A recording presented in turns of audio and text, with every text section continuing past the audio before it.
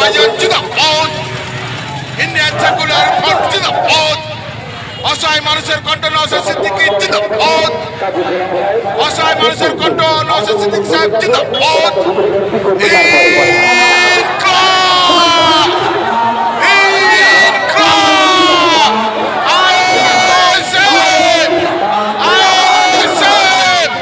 নওশাদ সিদ্দিকী ভাইজান জিন্দাবাদ, নওশাদ সিদ্দিকী ভাইজান জিন্দাবাদ। ওদাটা আমি আইএসএফ কে ভোট দেওয়ার জন্য কিন্তু করাবো না। কি বললাম? আইএসএফ কে ভোট দেওয়ার জন্য কিন্তু ওদাটা আমি করব না, করাবো না।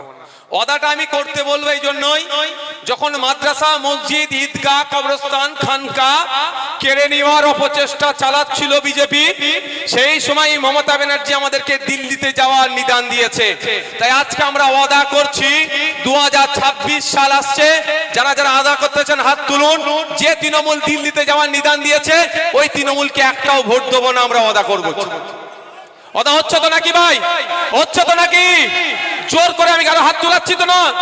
আমি আইএসএফ কেও কিন্তু ভোট দিতে বলছি না, তৃণমূলের বিরুদ্ধে ভোটটা দিতে বলছি। হবে তো নাকি? ওদাটা হচ্ছে তো নাকি? বুঝিয়ে দেবো আমরা, বুঝিয়ে দেবো তো নাকি? আজকে যারা তৃণমূলের বন্ধুরা আছে না, তাদেরকে বলবেন, ওই তোর দাদু যে কবরটাতে শুয়ে আছে, তোর নানা যে কবরটাতে শুয়ে আছে, ওটা আমাদের ভাইজান নওশাদ সিদ্দিকীর জন্য এখনো তোর দাদুর কবরটা অক্ষত আছে রে। নালে মোদি দখল করে মদের কারখানা বানিয়ে দিল, কিছু করতে পারতো না তোর দিদি। বলবেন ওদেরকে, তুই দিদি দিদি করছিস, তোর দিদি তোর দাদুর কবরটাকে বাঁচানোর কথা ভাবেনি।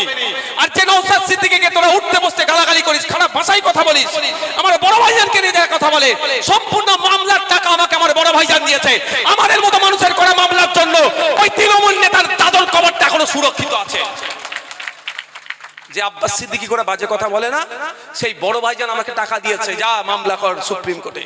আমি মামলা করেছিলাম বলে ওই তৃণমূল নেতার বাপের কবরটা এখনো সুরক্ষিত আছে, নালে মদের ফ্যাক্টরি করে দিত তৃণমূলের আমলে এই বিজেপি সরকার নিয়ে। আর ওরা বড় বড় কথা বলে দিদি বাঁচাবে। প্রতিটা জায়গায় যেখানে যেখানে দিদি সব দায়িত্ব নিয়েছে, সেটাই ডুবিয়েছে। একটা জায়গা আপনি বলুন যে একটা জায়গায় দিদি সত্যিকারের কথা দিয়ে কথা রেখেছে, একটা জায়গার কথা বলুন, একটা জায়গায় বলুন তার রাজনৈতিক ইতিহাসে তিনি কথা দিয়ে কথা রেখেছেন, পারবেন? একটা জায়গা আছে, ফ্রন্টে নিয়ে এসে বিজেপিকে লড়াই করব, এটা উনি মিলিয়ে দিয়েছেন।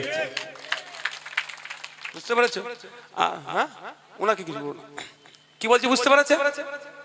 ফ্রন্টে নিয়ে এসে লড়াই করব, এটাকে ছাড়া বাকি একটা কথা উনি রাখেননি। সরকারি কর্মচারীদের ওয়াকাফ সম্পত্তি ক্ষমতায় আসলে উদ্ধার করব, উল্টো অবনতি হয়েছে, ক্ষতি হয়েছে। স্কুল শিক্ষা ব্যবস্থা মান উন্নয়ন হবে, বিজেপিকে আটকাবো, সব ফেল হয়েছে। তাই বন্ধুগণ, আমি আপনাদের বলবো, সজাগ সতর্ক থাকতে হবে।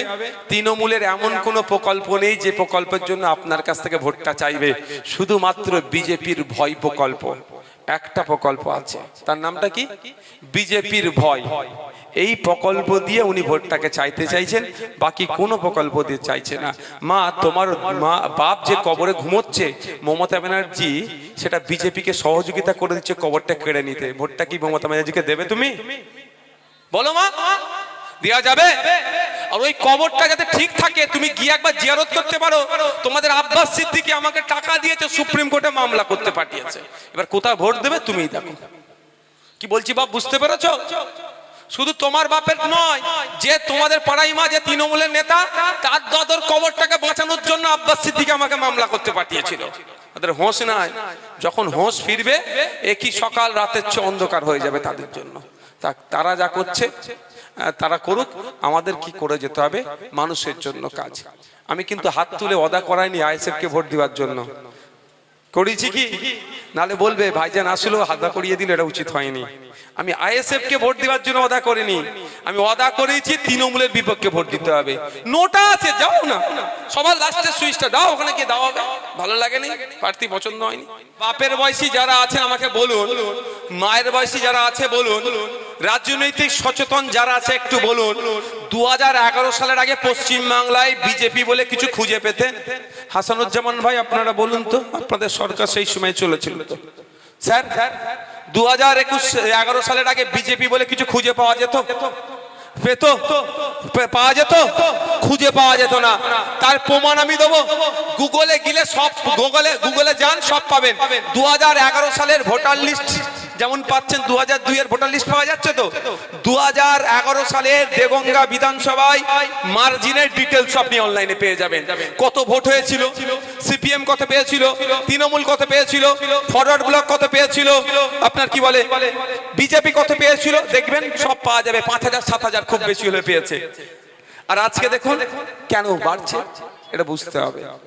2011 সালের আগে তৃণমূল ক্ষমতায় ছিল না, বিজেপি পশ্চিম বাংলায় দাঁত ফুটাতে পারেনি। আপনারা যদি মনে করেন 2026 সালে বিজেপিকে আটকাতে হবে, তাহলে শুধু বিজেপিকে আটকানোর স্বপ্ন দেখলে বিজেপিকে আপনি আটকাতে পারবেন না। 2011 সালের আগে তৃণমূলের সরকার ছিল না, পশ্চিম বাংলায় বিজেপি বলে কিছু ছিল না। তাই 2026 সালে পশ্চিম বাংলায় তৃণমূলের সরকার রাখেন না, তাহলে বিজেপি বলেও কিছু থাকবে না। কি বলছি বুঝতে পেরেছেন? 2011 আগে ছিল না সরকার, বিজেপিও ঘুমিয়েছিল। 11 পরে আসলো, বিজেপি জেগে উঠলো। 2026-এ সরকার সরিয়ে দেন, বিজেপিও ঘুমিয়ে পড়বে। এই যে জায়গাটায় আছে, ঘাস সেই অর্থে নেই কেন, পানি নাই বলে। আপনারা চাষিভুষি এলাকার মানুষ তো নাকি গো? পানি যেখানে থাকবে ঘাস জন্মাবে, আর ঘাস জন্মালে ছাগল গরুর উৎপাত বাড়বে। উৎপাত না বাড়ে তার জন্য আপনি বেড়া লাগিয়ে রেখেছেন, একটা গেট করেছেন। গেটের চাবি যাকে দিয়েছেন সে গেট খুলে ছাগলকে গরুকে ঘাস খাওয়ানোর সুযোগ দিচ্ছে। তাহলে কি করতে হবে এখন, কি করতে হবে? তাহলে যে পাইপ লাইন দিয়ে পানি আসছে ওই পাইপ লাইনটাই কেটে দিতে হবে। তৃণমূল নামক পাইপ লাইন থাকার জন্য বিজেপি আজকে উৎপাত করছে। তাই আমরা যদি তৃণমূল নামক পাইপ লাইনটাকে কাটতে পারি, তাহলে ঘাস পানি আসবে না, ঘাস জন্মাবে না। আর ঘাস না জন্মালে গরু ছাগলের উৎপাত বাড়বে না। তাই মাথায় ঢুকিয়ে নিন, 2026 সাল আসছে, পশ্চিম বাংলার কোথায় কি হচ্ছে দেখার প্রয়োজন নাই। ভারত থেকে নওশাদ সিদ্দিকীকে যেমন উপহার দিয়েছে, নওশাদ সিদ্দিকীর সাথে লড়াই করার জন্য দেগঙ্গা থেকেও আমরা একটা নওশাদ সিদ্দিকীকে পাঠাবো। হবে তো নাকি? না গল্প শোনাবে বিজেপি চলে আসবে। গল্প শোনালেও তারও ওষুধ আমি দিয়ে যাচ্ছি আজকে। গল্প শোনাতে পারে তৃণমূল, এই আইএসএফ ভোট কেটে নাকি বিজেপির সুবিধা করে দেবে। ভাঙড়েও গল্প শুনিয়েছিল। আপনারা দেখুন, ভাঙড়ের মানুষ ওই গল্প খায়নি, আইএসএফ কে ভোট দিয়েছে, বিধানসভার মধ্যে চলে গিয়েছে, রাজ্যের মানুষের হয়ে লড়াই করছে। তাই 2026 আসছে, ওই গল্প শুনিয়ে লাভ হবে না। আপনাদের বলবো, আপনার ইভিএম মেশিনে খাম চিহ্নে ভোটটা দিন, আর নওশাদ সিদ্দিকীর পাশে থেকে লড়াই করার সংখ্যা বাড়ান, ডবল ডিজিট পাঠান। আপনাদের বলুন, আজকে আপনারা আফসোস করছেন, 10টা যদি নওশাদ সিদ্দিকী থাকতো, সংযুক্ত মোর্চার 10টা যদি বিধায়ক থাকতো, মমতা ব্যানার্জি ওয়াকফ নিয়ে দ্বিচারিতা করতে পারতো না। এসটি/এসসি সার্টিফিকেট নিয়ে দ্বিচারিতা করছে, সেটা করতে পারতো না। জঙ্গলের স্বাভাবিক অধিকার আদিবাসীদের কাছ থেকে কাটতে পারতো না। ওই ওয়াকফ নিয়ে যে নাটক করেছে, এটা সাহস দেখাতে পারতো না। হসপিটালে ডক্টর থাকতো, স্কুলে টিচার থাকতো, কোন পরিবহন ব্যবস্থা এরকম ভাবে ধ্বংস হতো না। কারণ যে প্রধান বিরোধী দল আছে, ও বিরোধী দল নাটকের জন্য আছে। 10টা সংযুক্ত মোর্চার বিধায়ক থাকলে মমতা ব্যানার্জির ঘুম হারাম হয়ে যেত। কারণ একটা সংযুক্ত মোর্চা তো আইএসএফ এর বিধায়ক যদি 293টার উপরে ভারী পড়তো পড়ি, তাহলে 10টা থাকলে কি হতো ভাই? আফসোস হচ্ছে না এখন? হচ্ছে তো? তাহলে এই আফসোসটা সামনে বারে হবে তো উত্তরে? একটা কথা ওরা বলতে পারে, ভোট কেটে বিজেপির সুবিধা করে দেবে। চল একটা এগ্রিমেন্ট হোক, তাহলে একটা এগ্রিমেন্ট হোক।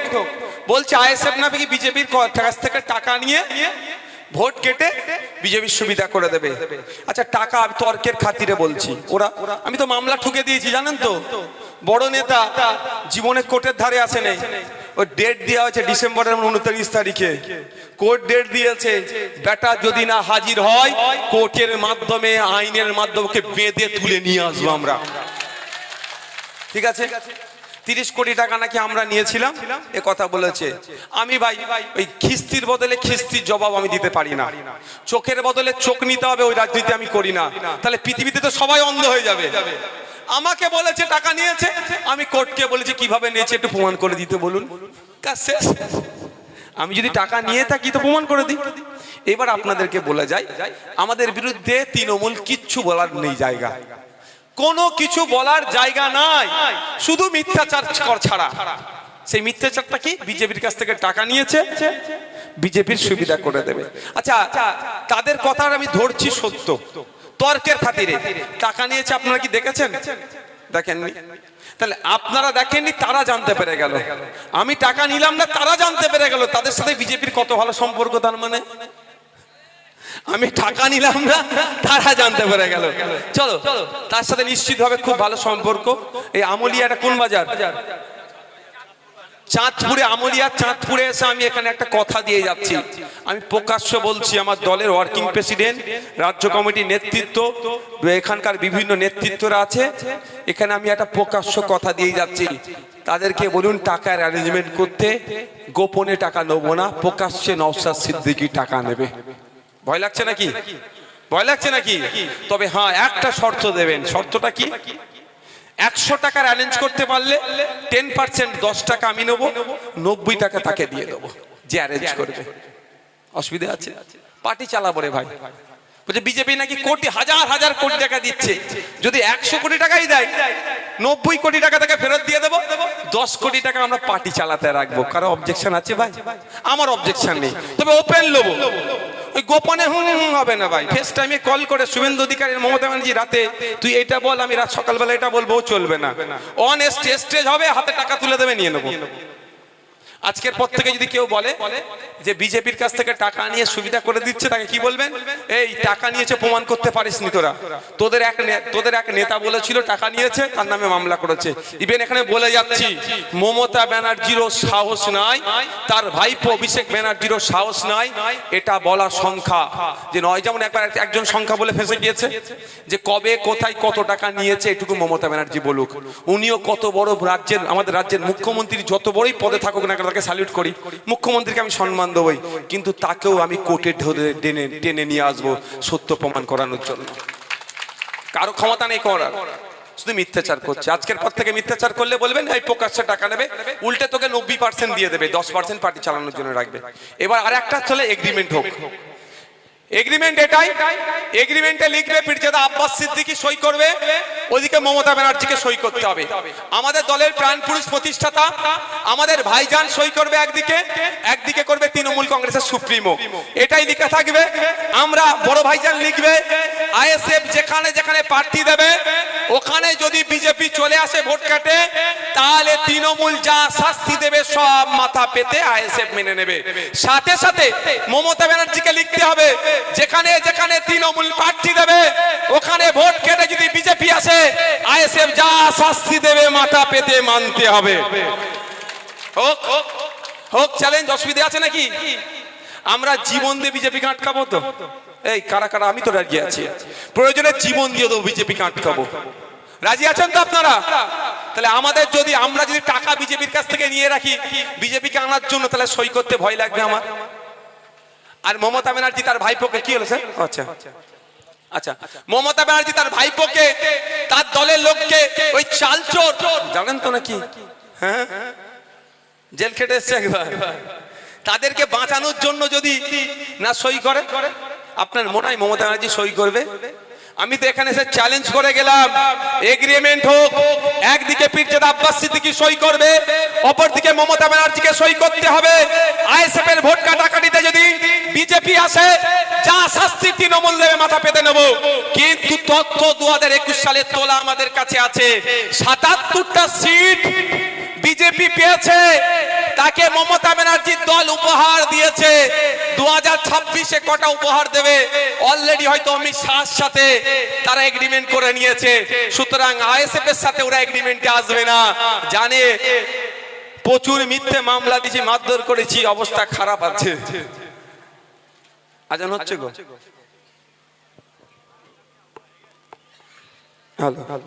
ঠিক আছে।